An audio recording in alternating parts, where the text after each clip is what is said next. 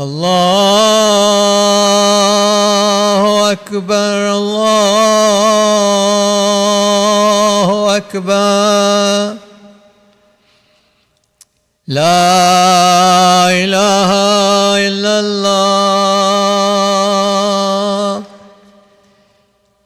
لا إله إلا الله صلى الله على سيدنا محمد وآله وسلم اللهم صل على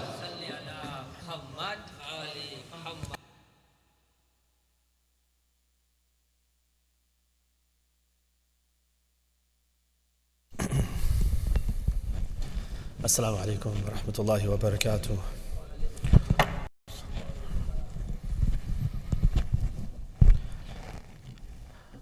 أعوذ بالله من الشيطان الرجيم. بسم الله الرحمن الرحيم. الحمد والثناء لله رب العالمين، نحمده ونستعينه ونؤمن به ونتوكل عليه، ونشهد أن لا إله إلا الله وحده لا شريك له، وأن محمدًا عبده ورسوله أرسله بالهدى ودين الحق ليظهره على الدين كله ولو كره المشركون. ثم الصلاة والسلام على أشرف الأنبياء محمد وعلى أهل بيته الطيبين الطاهرين صلوات. أما بعد، فقد قال الله سبحانه وتعالى في كتابه الكريم: بسم الله الرحمن الرحيم. إذ قال الله يا عيسى إني متوفيك ورافعك إلي ومطهرك من الذين كفروا وجاعل الذين اتبعوك فوق الذين كفروا إلى يوم القيامة. صدق الله العلي العظيم. اللهم صل على محمد وآل محمد. I begin this khutbah with a reminder for myself first and for all of us to foster taqwa within ourselves. Constant consciousness of Allah, fear of Him, fear of His displeasure, of His punishment. And this is our guiding light and the one guarantee that we have for salvation, inshallah. We are still in the season of the 15th of Sha'ban. It was last week, and we had many opportunities last weekend to commemorate the memory of our Imam, to connect to him through lectures and the seminar and through a'mal of the 15th of Sha'ban. Today, inshallah, there's an event for the Unity Academy community where the children will also be engaging in commemoration of the event of the 15th of Sha'ban. I want to share with you some ideas. Actually, they're ideas I had intended to share during the seminar, but the time didn't allow for me to share it then. There is one of our ulama in the UK, Sheikh Muhammad Ali Shumali. Some of you may be familiar with him. We had tried to invite him actually for the 15th of Sha'ban, but because of visa issues, he wasn't able to come this year. But inshallah, we'll be able to benefit from him in the future. But he has an idea that I think is very profound, and for me it was a game changer. It was something that gave me a very new, important idea that shifted my way of thinking. And I want to share that idea with you, and I'll read some from a book of his that he has written about the topic. He begins this idea, I'll lay the idea out for you and how, kind of his logic and how he came to the idea. He starts with the prophecies that we have for the end times.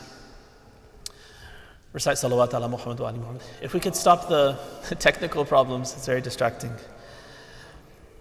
So he begins with the promises that we have, the prophecies that we have of end times, which tell us that when Imam al-Hujjah comes back, then Prophet Isa ibn Maryam alayhi salam, he will also return, he will also come back.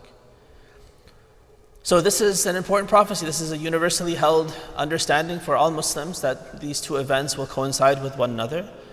And he says that for a Christian, it doesn't raise any concern, not concern, but any surprise that why would Isa alayhi salam come back? They also have this idea of a second coming of Christ. So they have the prophecies too. We also have the prophecies from our own prophet that he will return. So there's no question. But for us as Muslims, there's the question, why Isa? Maybe you could say, Ibrahim alayhi salam he's the main prophet, even maybe more important than Isa or Musa. Why not Ibrahim? Why not Musa? Why not another prophet? Why Isa in particular has Allah decided to send back at the end of time? Along with Imam al-Hujjah, and together they will work together for God's cause and for the establishment of justice.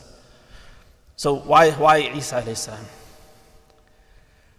He says that the Quran gives us some inkling about how things are going to end up at the end of time. So this verse that I read to you from Ali Imran, where Allah says, وَإِذْ قَالَ اللَّهُ يَا عِيسَى, Allah, remember the time when Allah told Isa alayhi salam, إِنِّي مُتَوَفِّعُكَ.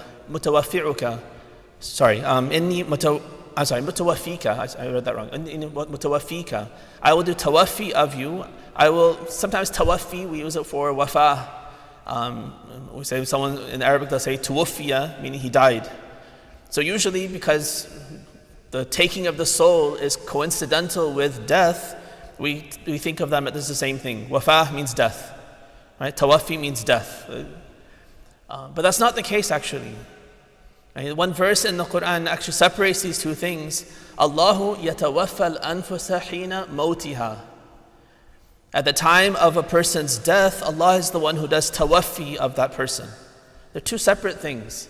Death is one thing, and the taking of the soul is a different thing, or the taking of the person is another thing. So tawaffi only means to take something,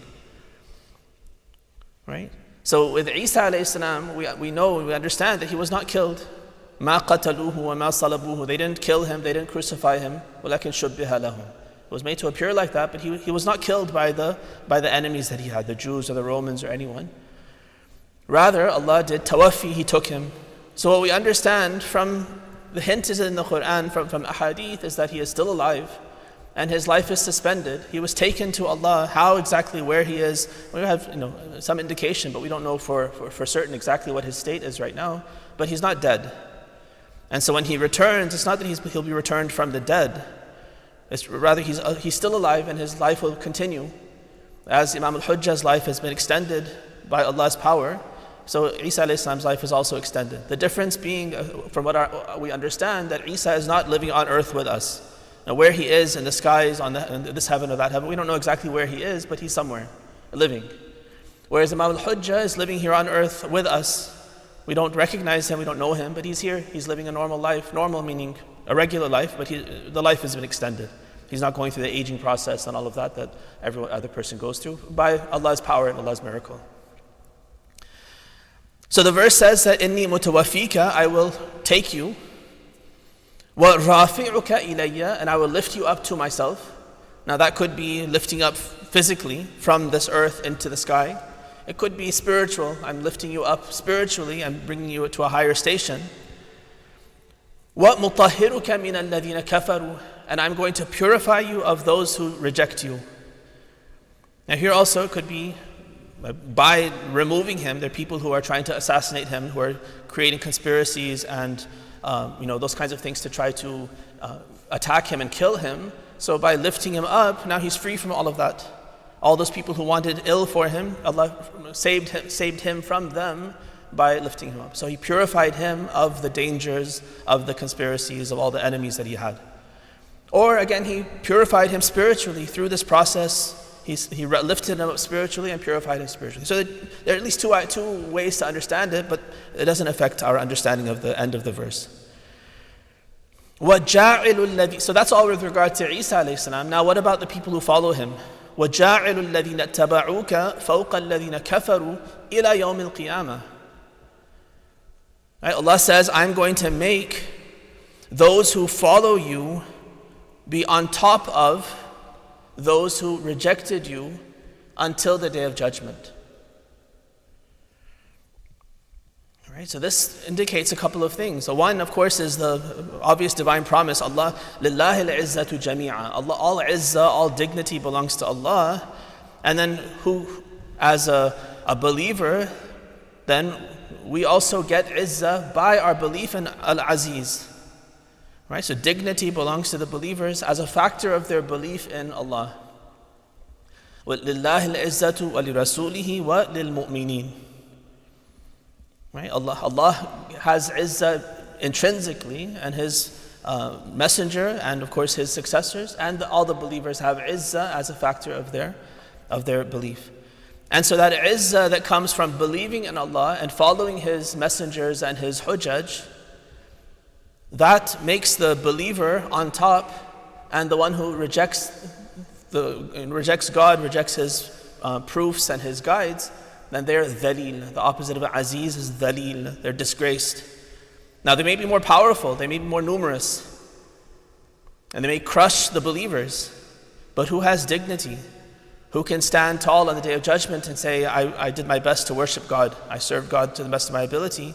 That person is aziz, even if he was dhalil in the dunya, in the sense of being overpowered and crushed and killed and economically downtrodden and all of that, but he's aziz in Allah's eyes.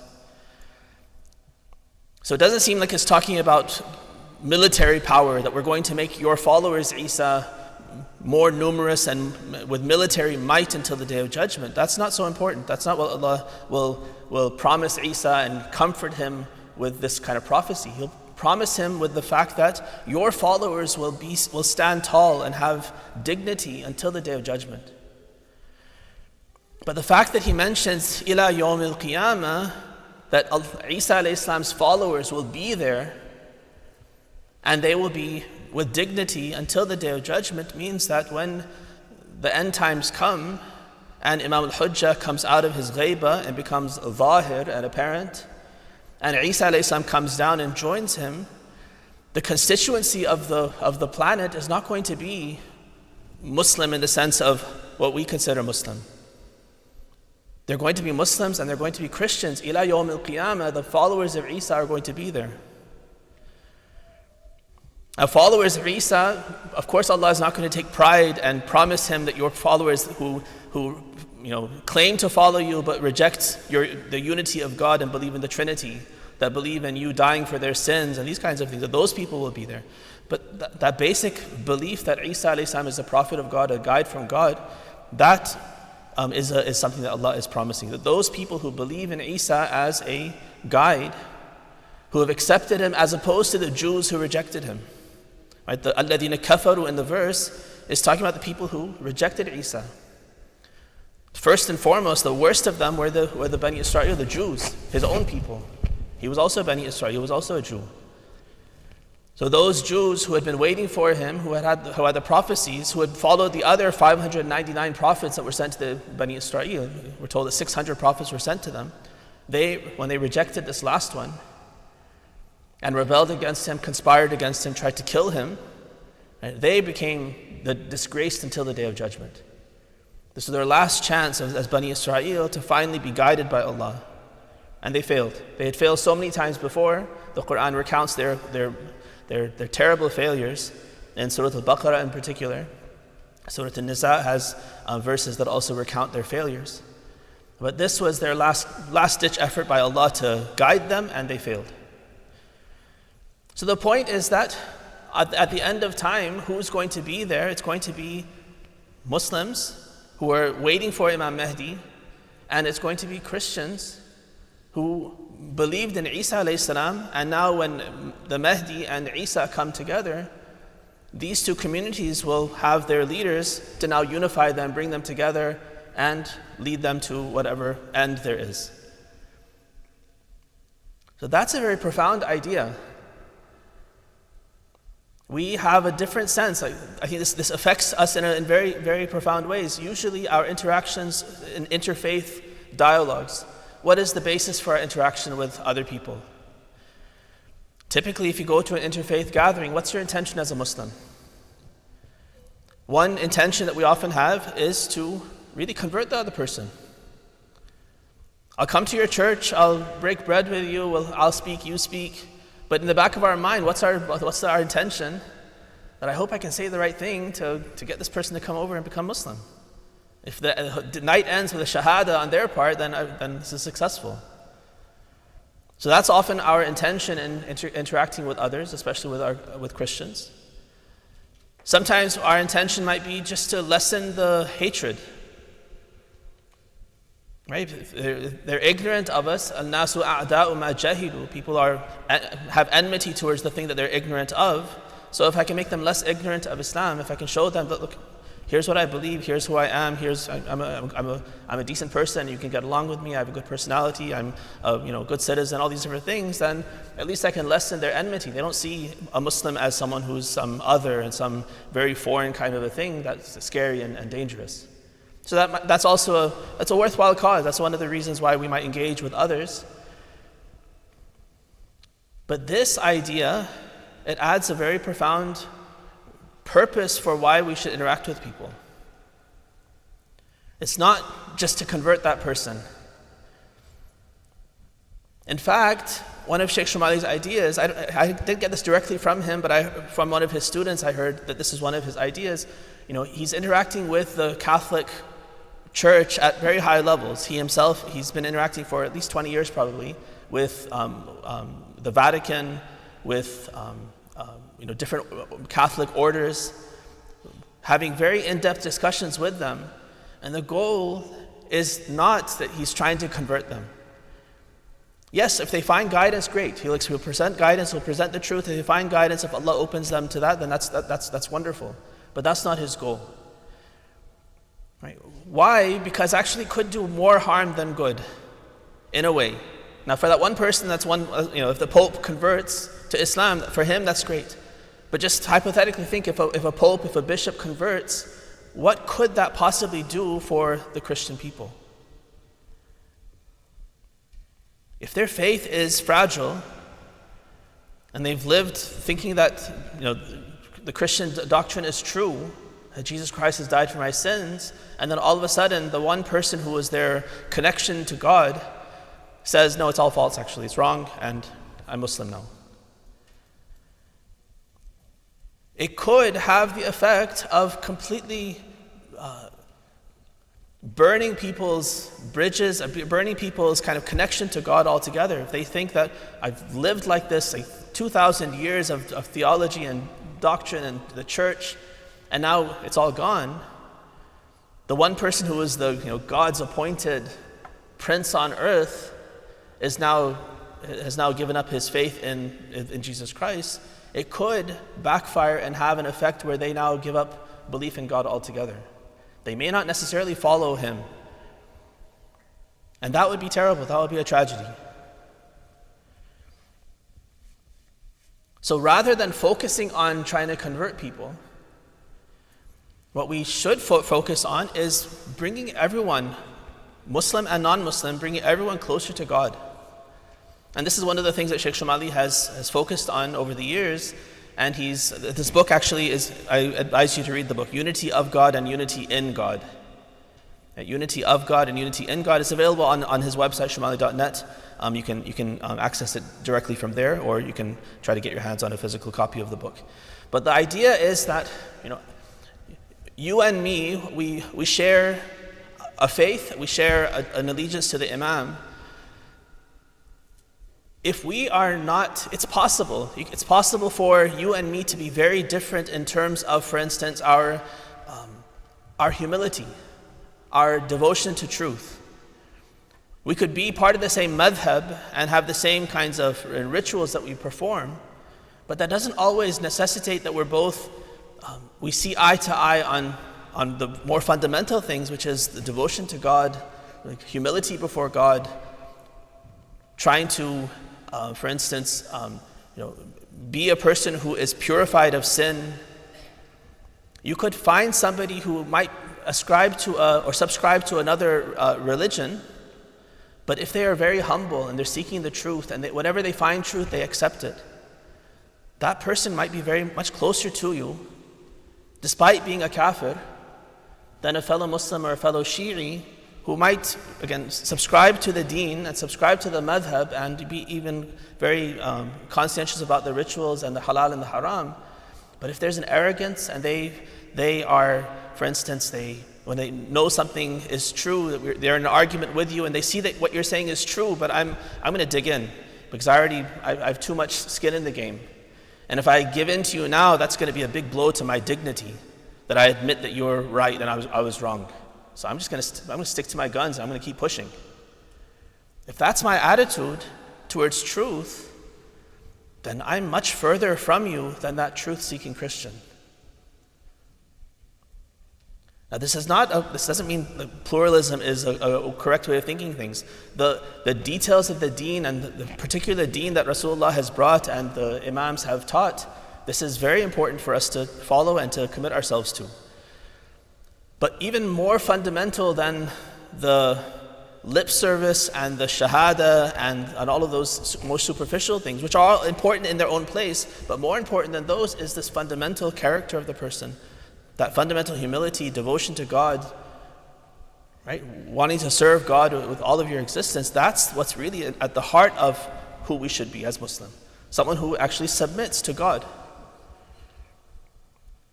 So somebody else who hasn't yet come to Islam, has not been exposed to Islam, has not yet understood that Islam is the way to submit to God, if they have the fundamental attitude that they want to submit to God and everything they know to be true, they accept. They're always looking for truth. They're always looking for, how can I be a better person? How can I serve God better? How can I know God better? That's their attitude of their existence. But they haven't come across Islam correctly. It hasn't been presented to them. They've searched for truth, but they haven't found it yet. Well, that person is much closer to the spirit of Islam than the arrogant Muslim. So what's important in those interactions with other people is not necessarily saying, look, the first thing I need you to do is to say the Shahadatain. I need to convince you that Rasulullah is the Prophet of God. That's the first thing. Well, that's not the first thing, because even if the guy does it, does that necessarily mean that he's going to be a Muslim? In that spirit, in the spirit of the sense, of the spirit of the word? Is he going to be someone who submits to God and submits to truth? That's a whole different thing. That's a much more complex and much more difficult thing to get to, which requires a lot more training and admonishment and working with somebody. First, to model that I'm also trying to submit to God in any way I can. And I'm willing to have this kind of willing. I'm willing to even renounce my deen if I find out that there's a deen that's better than this deen. That I'll leave this and I'll convert. I'll accept. It just has to be made clear to me that is the case. If that's our attitude, that doesn't mean I'm not strong in my faith. That doesn't mean that I'm uncertain about whether Islam is true or not. That just means that I'm committed to doing whatever Allah tells me to do, as long as it can be established for me. It needs to be proven to me. I need to have solid evidence that tells me that this is true, and then I'm willing to do it and accept it, and that's it. I don't need anything else. Even if it means I sacrifice everything. That's Islam. That's a submission to God. Not that I'm comfortable with Islam, I'm comfortable with my particular cultural flavor of Islam, and this is what I'm just going to stick with this. If you come along and tell me that, oh, this kind of azadari is not correct, or the way I've been praying all my life, it's actually wrong, I'm not going to change, because this is how I've always been doing. This is how my parents taught me. I'm very comfortable with this. If you teach me something different, even if it's true, I'm uncomfortable with it. That's not the spirit of submission. The spirit of Islam, the spirit of submission, is to say, whatever the inertia is that's holding me in place, if it's wrong, then I'm willing to break with that inertia and move in a new direction, wherever I know truth to be. Recite salawat ala Muhammad wa ali Muhammad.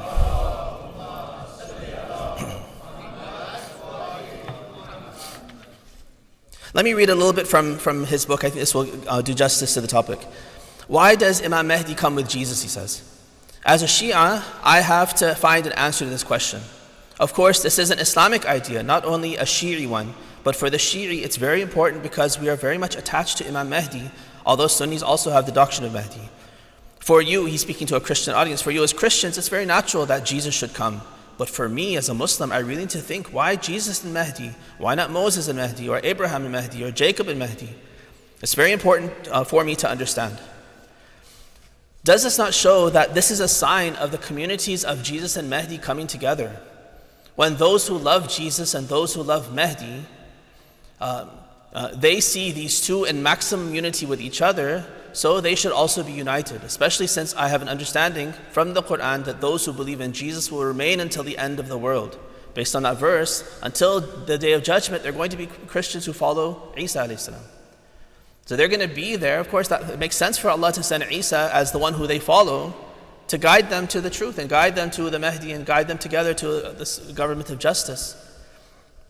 If he sent another prophet they didn't connect to, they didn't believe in, it wouldn't make as much sense, because then there would not be that connection between their existing beliefs and where Allah wants them to get to. So anyway, he speaks a little bit, and then finally he says, we have such an image about the future. There are two ways to react. So once we know that this is how it's going to end up, Isa and Mahdi are both going to be together, the communities are both going to exist, and they're going to have to come together for truth. So there are two ways for us to react. One is to keep that image in our mind as a dream and pray that it will happen. Right? We have a belief and we say, oh Allah, do ta'ajil of the faraj. And we keep on praying and we say, yes, we believe that Isa is going to come back. We believe that Mahdi is going to come back. When it comes back, then we'll figure out what to do. We pray for it and we expect it and we know it's going to happen, but that's it. That's the extent of my action. The other way is to pray, but take it as a guideline. You say, I have to move towards that direction. Why is it that the Mahdi and the Jesus have not come already today? If they are going to bring people together miraculously, then there's no need to wait. If the whole idea is that tomorrow the Mahdi and Isa can come back and miraculously all the Christians are going to get into gear, all the Muslims are going to get into gear, and everything's going to start. By miracle, he's going to make guidance happen. Then there's no need to wait for us to change or something to change. What's the reason to wait for all these millennia? Just do it tomorrow, do it today, do it yesterday. So if they are going to bring people together miraculously, there's no need to wait. This means that they need some preparation. And God is not going to force his plan. What would be the point in creating all human beings with free will, and then at the end, God takes their free will and forces them to follow his plan? God is waiting for us to understand his plan and to try to implement that plan. Unfortunately, we either do not understand the plan or we just pray and don't do anything.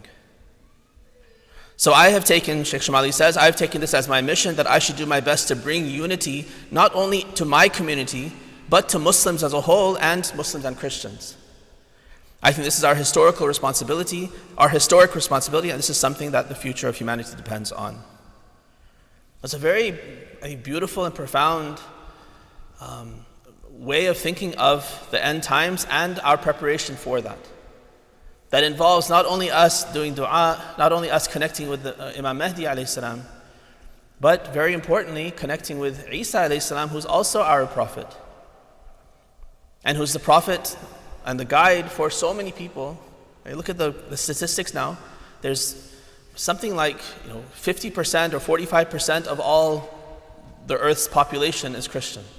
Between Catholics and Protestants, a huge number of people are Christian. And then add Muslims, something like 75, 80% of all people fall into one of these two categories. That makes perfect sense that Allah would send Isa and the Mahdi at the end of time to bring the vast majority of people into this common cause of establishing justice. Now that doesn't mean, we're not saying that all the incorrect things or the wrong theology that's crept into Christianity, the distance that's come between Isa's teachings and what the Catholic or the Protestant churches have now espoused, that this is negligible or not important. It's wrong that they have a Trinitarian idea of Allah, that they've ascribed deity to Isa alayhi salam. That's a wrong idea, a very wrong idea. But it's not a deal breaker, meaning they still have a connection they're still Ahlul Kitab, they have a connection to the Bible, which has remnants of Isa's teachings. They have a connection to Isa alayhi salam himself, even if they don't understand him correctly. That itself is an asset. That's better than being like a rejecter of Isa. They're in a better position than the Jews who said, we don't accept this Messiah. They're certainly better than the mushrik. They're certainly much better than the mulhid, the atheist, who doesn't even accept God at all.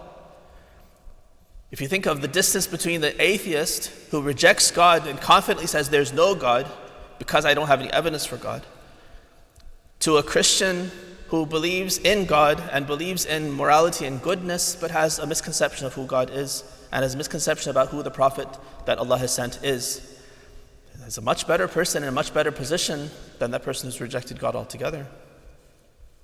And there's so much there that can be worked on, and Isa alayhi salam will fix that. He himself will come and say, I'm Jesus. I'm the one that you thought was God. I'm not God. I'm not the Son of God. And he'll correct them. Then they'll be more likely to believe him because he's the one who's saying it. He's the one who's demoting himself from being God to now being just a link between you and God and a teacher of God to you. So that creates a responsibility on us then that we should try to engage, not to convert the Christian, but actually to promote those attitudes and those fundamental qualities in all people, within ourselves and within non-Muslims.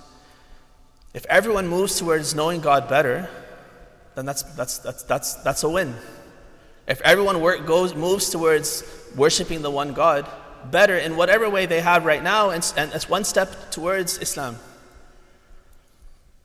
If everyone is humble towards truth, and when they know that they're wrong and someone else is right, they leave what they have that's wrong and they go towards what's right. That's a win.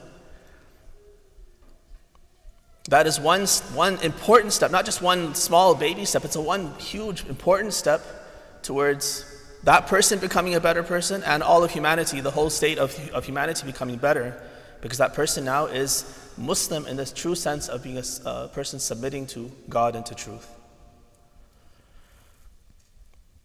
Allah, we ask you to shower your mercy and blessings on Muhammad and the family of Muhammad. Help us, Allah, to wait for our Imam in the best sense of the term, through strengthening our beliefs and our practices, and by doing everything we can to prepare the grounds in our times to hasten his return.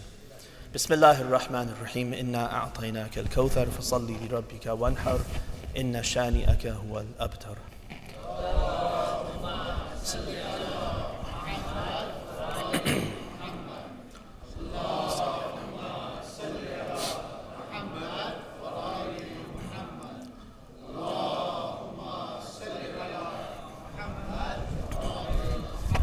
Bismillahir Rahmanir Rahim. Alhamdu wa thana'u lillahi rabbil alameen. والصلاة والسلام على أشرف الأنبياء محمد وعلى أهل بيته الطيبين الطاهرين. اللهم صل على محمد وآل محمد. اللهم صل وسلم على محمد وعلى علي أمير المؤمنين وعلى فاطمة الزهراء والحسن والحسين وعلي بن الحسين ومحمد بن علي وجعفر بن محمد وموسى بن جعفر وعلي بن موسى ومحمد بن علي وعلي بن محمد والحسن بن علي والحجة بن الحسن القائم المهدي صلوات الله عليهم أجمعين. اللهم صل على محمد وآل محمد. Once again, I admonish all of you and remind myself also to foster taqwa within ourselves. Taqwa is the one measure that is important for Allah to see who is closest to Him. That's the only thing that we should, if we could take pride, if it was good to take pride in anything, then it would be taqwa that would be worthy of taking pride in.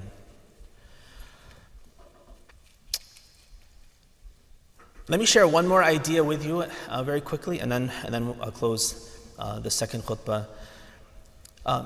Sheikh Shumali has one other idea I'd like to share, and I think this is really another very important thing. We talk a lot about leadership. We have a lot of leadership training in your own industries. I'm sure you've gone through, especially if you're in leadership or going towards leadership, you have leadership training. And even in our community, we talk about that a lot. We need leaders, we need people to step forward and be assertive and take the lead for different things, which is true. In its own place, it's true. But what's very important, and he focuses on this, is what about followership? Being a good follower is a very good quality. It's actually a very important quality for any sort of community to work. How many leaders do we need in an organization? If you have too many leaders, that can also cause trouble. Too many cooks spoil the broth, and a ship with two captains cannot sail, and all those things. And really, even for the leader himself, what makes a good leader is that he was a good follower. I think it works probably across various different examples of life. A good teacher is also going to be someone who was a good student. It's not the case that someone is a terrible student, hates knowledge, hates learning, hated school, and then all of a sudden they become the most wonderful teacher. It doesn't work like that. You have to have had very good experiences in your formative life and have loved education and loved the whole process and been a great absorber of knowledge to then be someone who can be a source of knowledge and guidance for others. So the same happens for leadership. If I'm going to be a good leader, first and foremost, I need to be a good follower. And we see this very interestingly in the seerah of the Prophet. One of the questions that we often ask when looking at the seerah of the Prophet, we know as Shia of Ali how important Imam Ali was, the second best creation after Rasulullah. But then you look at the seerah, read through it, and very rarely do you see Imam Ali show up in the seerah. It's not the case where Rasulullah is giving a speech and then Imam Ali stands up and he gives a second speech, for instance. Or Rasulullah is giving advice to someone and then Ali comes in and says, let me add to that. I also have an opinion on this issue. And yes, he comes in as a servant of Rasulullah. Rasulullah says, I need a dinner organized for my tribe, my family. Ali is the one who goes and sends the invitations, and he's the one who prepares the food and serves everyone in Da'wat al-Ashira, for instance.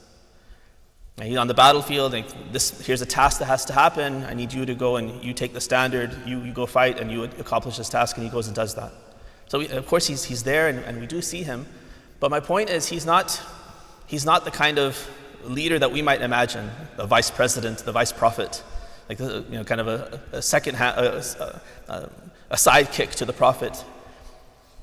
He doesn't act like that, and it's same with the other imams. If you look at the imam of the time, almost never do you see his son coming in and acting like him or giving advice by his side or anything like that, unless we have instances where the imam himself says, you answer the question, as a way to prove to people who he is, or maybe even to give him experience that you need to be able to answer this question. And once he answers the question, the Imam would say, this is no different from the answer I would have given you.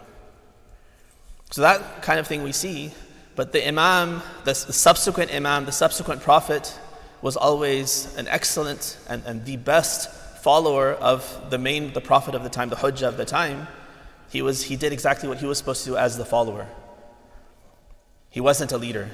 You don't think of him as a leader in training unless you understand that being a leader in training means being an excellent follower. So that's something that we have to work on, because that's the whole goal. We're not, our goal as Shia is not, I want to become like Imam Mahdi. I want to be like Rasulullah, meaning I want to be Ma'soom as well. That's not our goal. In fact, our goal should be, I want to be the best Shi'i of the Imam. Like the companions, those excellent companions of the Prophet and the Imams. Those should be our role models. Of course, the Prophet the Prophet and the Imams are the model of what a human being can achieve, yes. So in that sense, yes, we're trying to move towards them too, but the realistic goal and what we're actually trying to be is I want to be the best servant of the Imam, the best companion of the Imam, the best follower of the Imam. Shi'i actually means that, right? We're Shia of Ali, we're people who follow the Imam. And we want to make sure that as people who claim to be followers of the Imam himself doesn't rebuff us. There's a story, you've probably heard this before, Imam Rida alayhi salam, when he was I think he was probably in Khurasan at the time. Recite salawat ala Muhammad.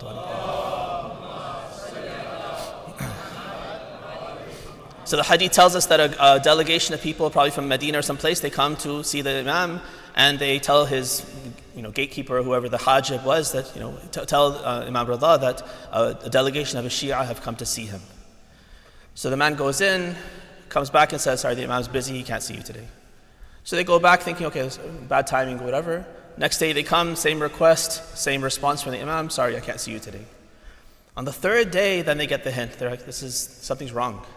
Let's figure out why he's rebuffing us, why he's rejecting us. So then they ask the hajib this, that he's told us no, at least tell us what the reason is why he's not seeing us. And so the response comes from the Imam that you claim to be my Shia. You're not my Shia. And these are devotees. He said, you're a muhib. You love me, but you're not my Shia. Don't have false pretenses and claim to be something that you're not. So even this term that we use for ourselves, I'm Shi'i, it's a little bit pretentious. We should be careful, of course. Inshallah, our intention is not that I'm claiming something, that I'm a great follower of the Imam. That's not our intention when we say we're Shi'i of the Imam.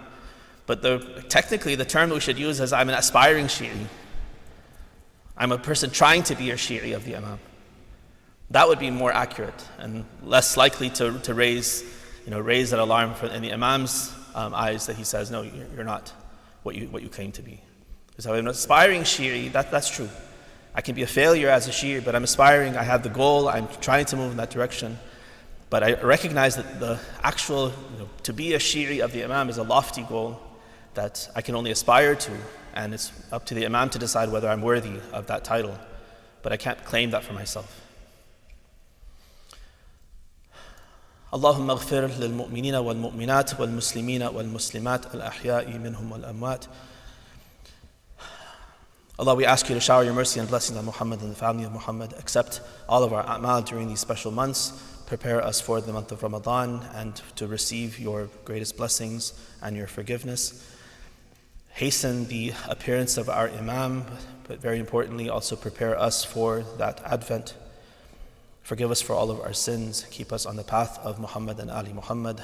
Salawat ala Muhammad wa Ali Muhammad. بسم الله الرحمن الرحيم قل هو الله أحد الله الصمد لم يلد ولم يولد